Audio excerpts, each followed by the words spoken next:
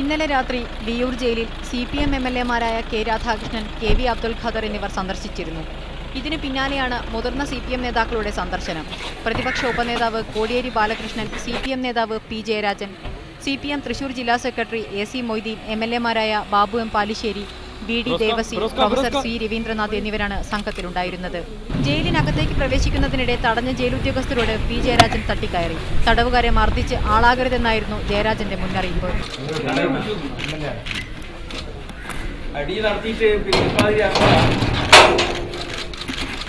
കഴിഞ്ഞ ദിവസം ആശുപത്രിയിൽ വൈദ്യപരിശോധനയ്ക്ക് വിധേയമാക്കിയവർക്ക് നിസ്സാര പോറലുകളെയുള്ളൂ എന്നാണ് RMO പറഞ്ഞത്.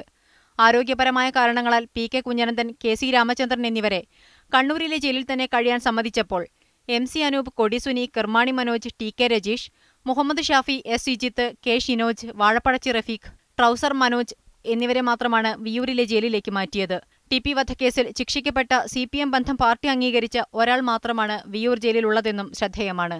TP പ്രതികൾക്ക് CPM-മായി ബന്ധമുണ്ടെന്ന സൂചനയാണ് ജയിൽ സന്ദർശനമെന്ന് MM ഹസൻ കഴിഞ്ഞ ദിവസം ആരോപിച്ചിരുന്നു. കൊലയാളി സംഘത്തെ കാണാൻ കൂടുതൽ CPM നേതാക്കളെത്തിയത് CPM-നെ കൂടുതൽ പ്രതിരോധത്തിലാക്കും. മീഡിയ 1 തൃശൂർ.